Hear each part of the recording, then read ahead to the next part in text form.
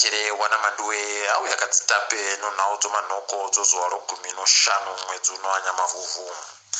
Nyasi Solomon Mujuru akapisiwa makore mapfumbamwe apfuura.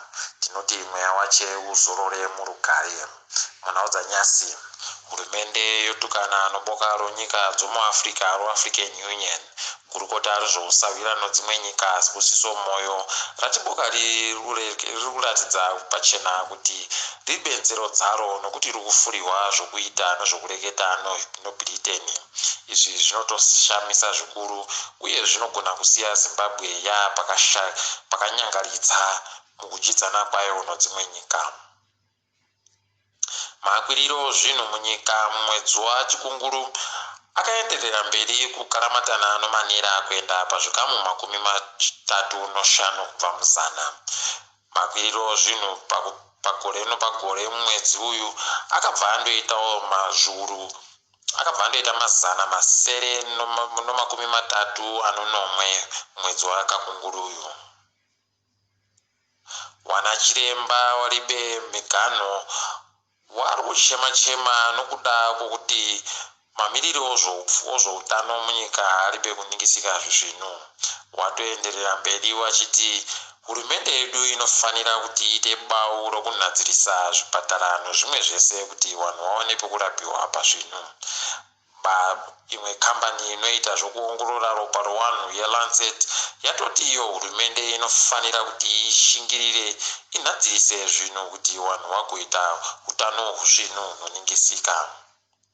Muchiitiko chashamisa vazhinji anonzi Roni Levi Muson kuIsrael ati aitiwa mumiriri wonyika izvo zvinhu zvisakamboitika munyika medumu.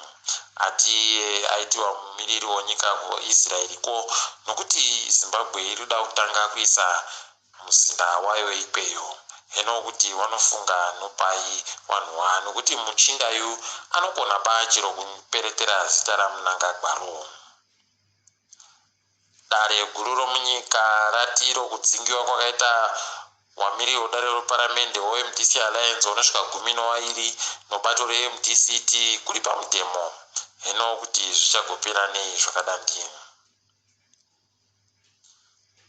Mumwe mugurukota romunyika medumu raenda kwaMurambinda kovhura kamwe kaumba kakapfirwa nouhwa wakabva wasaya pokuisira zvinhu zvokuti amire achipa mureketo wache kusvikira wapfika mugwagwa iwo paMurambinda wangu wakapfikiwa zuva rese nyasi zvokuti palibe kana wagona kupfuura nepo. Vanhu vanga vachida kutopfuura vanga vachibva vandokumbiwa kubva vandogarisiwa pabodzipo kuti watetekere mukadziyo achireketa. Kambani yayo inoungangodayo Anjin yamisa mushando Nyasi mushure mokuti wamwe wavo wakabatiwa nodzihwa mupengo. Iri danho ravhundutsa vazhinji ikweyo apa wakanga waita chimbi kumhanyira kuvhura pokare kuti wagone kusenza.